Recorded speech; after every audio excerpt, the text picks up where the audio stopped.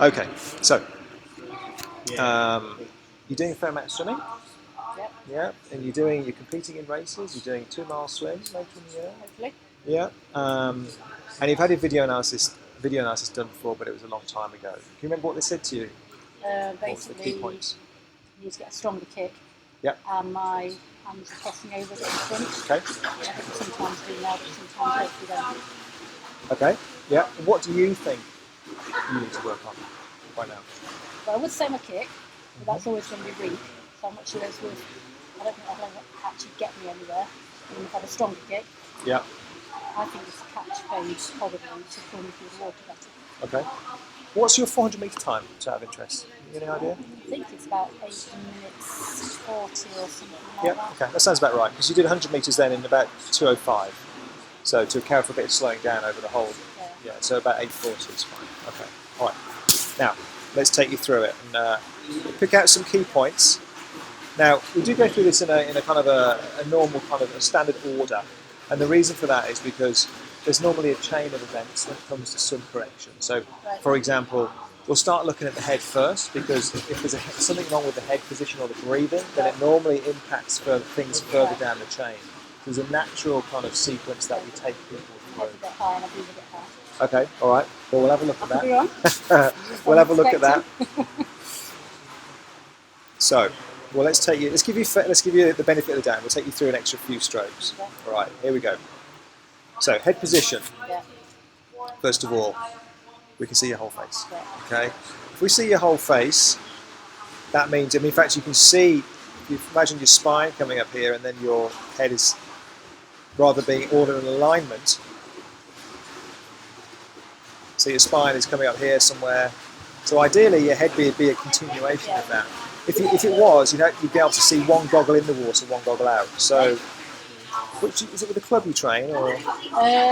No, it's just the gentleman who does film. Okay. All right. So, there's Popeye. So just to show you what it should kind of ideally look like, is what we call Popeye. Okay. Yeah. So if you compare this to yourself here, so this is Paul Newsom from Swim Smooth. His spine and head are all kind of more or less in alignment. Okay. And what you're doing is your head is actually kind of lifting up out of the water here. Now, the head itself isn't the problem. The problem is caused further back. Well, the head is the cause, and what happens is the reaction is the legs drop. Yeah, the legs drop down. So if we play this underneath, and we can see you taking, the head is coming up, and then, get rid of this a second. What's causing you to slow down and not go as quickly as you'd like to is your body position in the water. Okay, and it's caused by a combination of things. The head being high is one of them, but also what we've got here is a big push down with the arm here. Yeah, so you're pushing down out and wide. Again, if you push down, what happens is it's like a lever. So you push down here, it lifts the chest up. Lifting the chest up causes the legs to drop. So you've got two things happening here which are causing the legs to come down. All right. So what you said right at the start actually is your catch, improving your catch. Improving your catch will improve your body position as well. All right. And I'll go through how we're going to do that in a second. So we just go back to over the top of the water here. Now, do you know about the Swim Smooth swim types? Seen the swim types? Yes, I have. Do you know any of them? Do you know what you might be? I always thought it was a bambini, so I always stand at the end thinking, oh, the water's cold. But I don't actually know what I am. Okay, yeah. You're a little bit of a bambino in terms of bambinos have a little bit weak at the front in terms of the catch. Now you're a bambino who's going to develop into a swinger. Okay. Now there's a couple of things which are making me saying that, and one of them is the way you recover your arms. You recover your arms quite straight over the water, and not like you might have seen this guy on the videos if you've seen any of the videos. This is John O'Van Hazel. This is the guy that the actual Swim Smooth animation is based on. Oh, okay. So you don't have that kind of high elbow Right. recovery like a classic pool swimmer. Okay.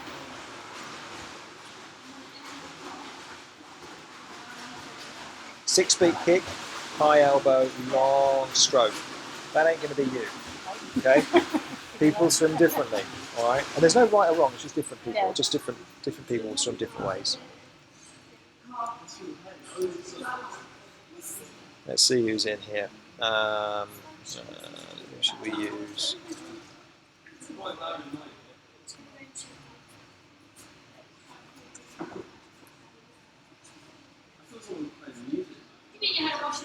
Let's have a look at this guy and see if we.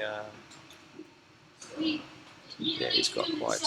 We're going to try and find somebody with a super straight arm recovery. But what I'll show you is. Let's see, we've got the Brownlees.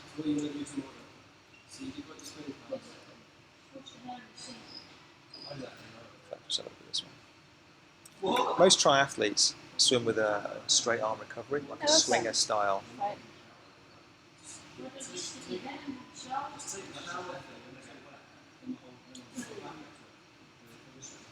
Now look at these arms. Yeah. See how straight they are. Yeah. And what that normally goes combined with is a much faster stroke rate.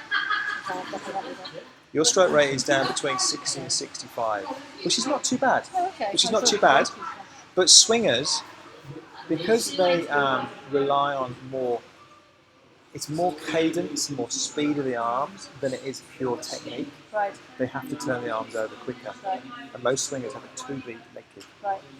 which is what you've got. Okay. All right. We'll get you to tune your kick up a little bit. I'm not too concerned about your leg kick. What we need to do with you is we need to tune up your catch, Right. get your head down a bit, Yeah. and actually turn up the volume a little bit. If that makes sense. So go a little bit quicker with the arms. So you're not going to be a nice rangy glidey pool swimmer. You're going to be more like an open water swimmer, like a triathlete would be, Right. which is a good thing. You with me so far? Yeah. Yeah. Yeah. So if we look at your arm recovery, it's a little bit low. It's a little bit low over the water. I'm not too concerned about that at the moment. There's the straight arm coming around the side. So the head position is the main thing on this kind of from this angle. Okay. Okay. So again, just so as you've got it recorded on here, I'll show you.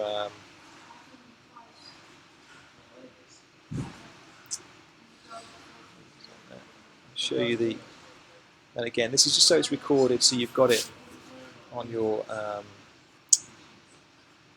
recording. So what we're aiming for is for the head to stay nice and low. And what we'll do today is we'll get you to focus on keeping the head down low and making sure one goggle is in the water and one goggle is out when you turn to breathe. Tried. You tried? Okay. Now there's a reason why you might struggle with that, which we'll come to in a second. All right. So in fact we'll cover a little bit now. The reason Paul can do this here is because his lead arm, look at where his lead arm is, it's out front, it's up and high, providing him the stability at the front of the stroke for him to turn to breathe. Right. All right. If that arm isn't there, it starts to drop too early, Yeah. then you go down with it. Oh, I haven't finished breathing yet, I need to lift my head to get the breath. Is that right? All right, so it's all kind of linked together. Yeah. So that's what we're looking at doing. We keep the head low.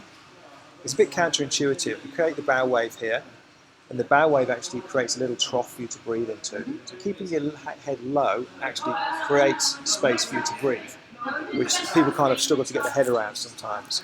The natural reaction is for you to feel like you're going to lift your head up Yeah. to get the breath.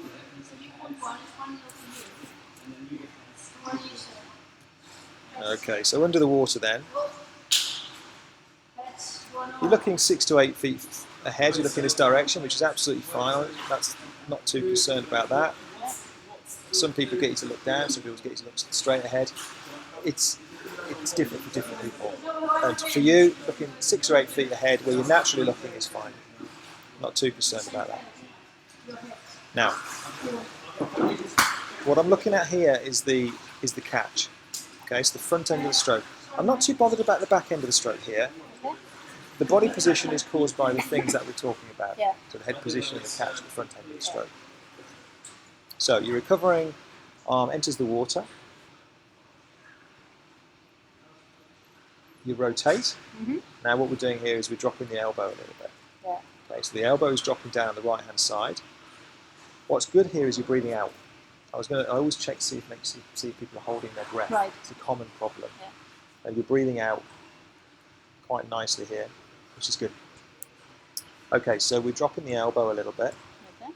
And then as we know, we're pushing down, sweeping wide. I think that's the result of me trying not to cross over some of this overcompensating going Yeah. out. We'll have a look from above, and it does go out quite wide. Yeah.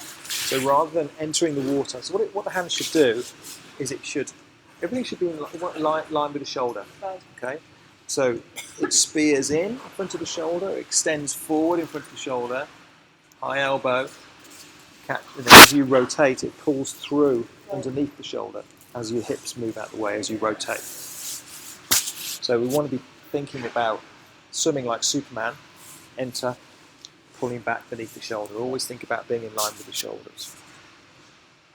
So, pushing down and sweeping wide. And the left-hand side, there's a big straight arm pull through. So, again, just so as you can see what it should look like.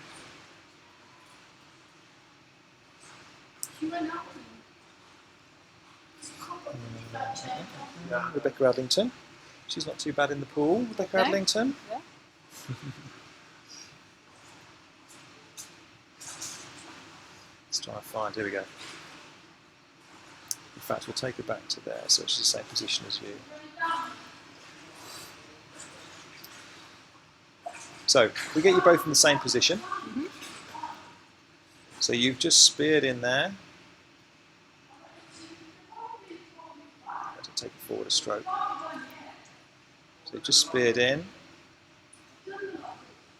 Now, of course, the difference here is Becky's head is in line with her spine, so she's staying nice and high.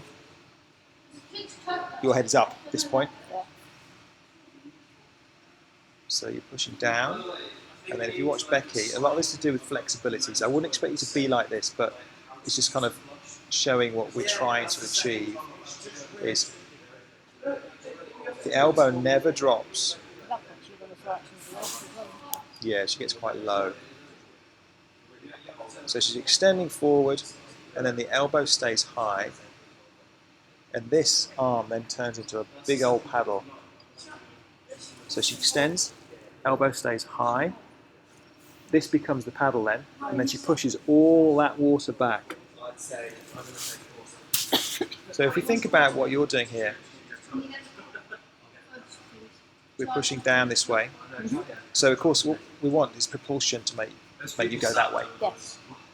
So pushing down, pushing down. So what we're doing here, we was looking for at what point do we start to get some propulsion? Right. Okay, let's go that way. Right. Yeah. So still pushing down, still pushing down. It's not until we get right the way down here that we actually start to generate some movement that way. Okay. And that's kind of throwing the timing out with the stroke as well. So what we're going to do is we're going to work on your head position. Mm-hmm. We're going to work on your catch and your pull through, the Yeah. quality of your catch and your pull through. All right. I'm bending more at the knees than I thought it would as well. Yeah, we'll have a look at the kick as well. Now, the kick is normally a reaction to what's happening at the front end of the stroke. Yeah. So again, it's just a balance. And particularly if you've got a too big leg kick, you're kicking down to each stroke. Yeah. And if there's an imbalance at the front end of the stroke, then your legs will naturally counter that. Yeah. So if we can get you to No, straighten yeah. up as well, Yeah. then your legs will straighten up. But you can point your toes. Look at this, it's really nice. Nice and straight. So you've got good, decent flexibility in your feet. Yeah. So what we'll do, there's the big split of the legs, which if we have a look from above. Definitely. Okay. Okay, yeah. So this is where we see it from this angle here. Let's get rid of that.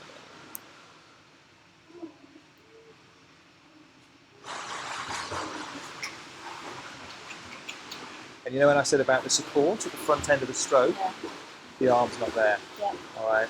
So the timing is out a little bit. Now a lot of the timing of the stroke may get improved when we start to work on the quality of the catch that pull through. Yeah. Right. It's a chain reaction. One thing will generally fix something else.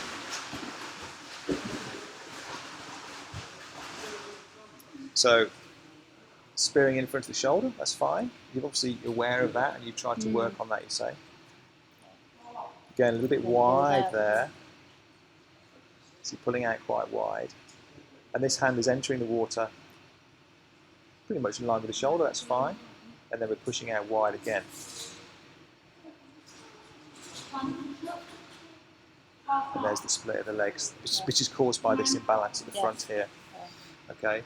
Now, again, a lot of it is related. So what we'll do, and I'm sure you've done this in the squads, but I'm going to make sure that you're doing these drills correctly, is we've got to set the catch up right. Okay. We can't work on the catch without making sure you're in the right body position to do the catch.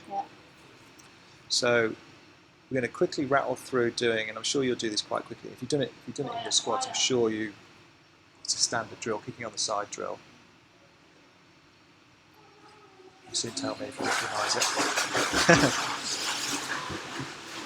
So with your fins on, you stay on your side all the way down the pool in that position. All right. And what we're doing here is we're focusing on having that lead arm high and turning to breathe, but keeping that lead arm high. Okay. There, we don't tend to hold length on the side. We do like 6 kicks and then... Okay, well that's the next one. Yeah. That's the next one. We've got to do this right before we move on to the one you're talking about. Yeah. Okay? Because everything is based around the kicking on the side position. So nice and in alignment. I'll go through it obviously in the water with you. So shoulder blades back, chest out, and it pulls everything nice and straight. Okay? So we're going to work on that. Okay. And then we are, oops, too many buttons on this thing.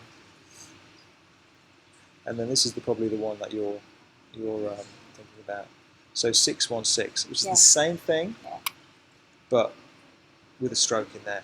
And I'm not bothered about you coming. See how he's bringing his elbow up nice and high when he takes the stroke.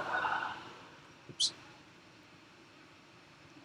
I'm not too fussed about you bringing your elbow up high because you're not a high elbow person. I don't mind if you come round the side. Right. The most important thing for me is that you get the stroke, you bring it, you recover the arm, and you enter the water, and you focus on being straight as you enter the water. Straight there and straight there. Yeah.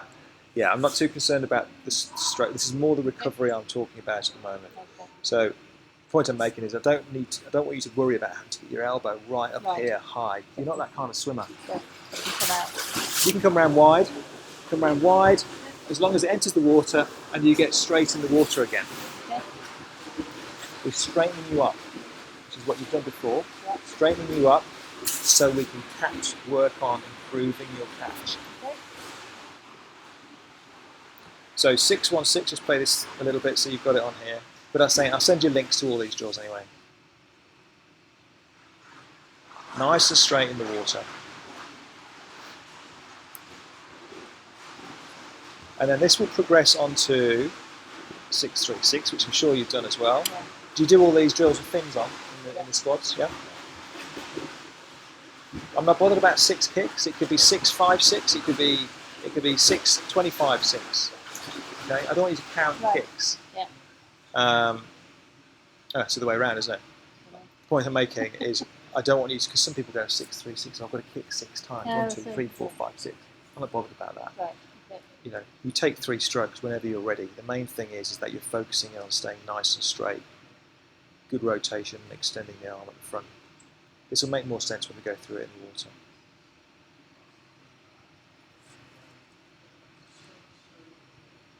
Okay.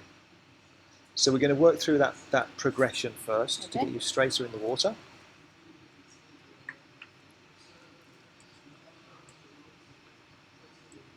And we are going to do some work on the sculling. Now the reason we're going to do sculling is because we've got to try and get you away from entering in the water and letting that elbow drop. Right. We never want to be in that position, we always want to be in that position. And the skull trains us to be in this kind of, it's almost like you're hugging a big Swiss ball. Always high elbow, always elbow. Yeah, yeah. So you're going to be spearing in and focusing on keeping that elbow high and not letting it drop down. Okay. So skill number 1. Okay. All right. And this is the kind of drill that a lot of people will do in the squads and just don't really know what they're doing. And they might be doing it like this. There's no point. There's absolutely no point. You're better off not doing anything than doing that. So if you think about it now, what we're doing is we're getting you straight. We're getting you to spear in, straight where it should be. We're getting you to focus on keeping that elbow up high, because the skull is the start of the stroke. It's the start, the front of the stroke. Okay. This is the skull here, and we're going to pull through. And then the next progression from that, which I'm sure again you've done, is doggy paddle.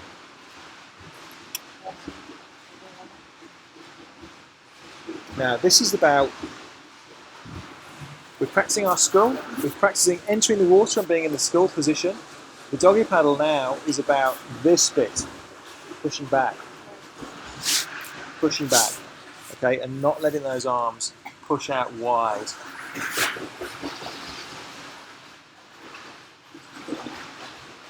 And this is really about what happens under the water. So this is going to be you extending forward, and no dropped elbow, and then there's this big paddle coming through, the big bend in the elbow. So just change the angle, change the here. So if we look at the angle we want to be looking for is kind of 100 to 120 degrees. It's at the wrong angle, which is slightly higher. So if we have a look at you here,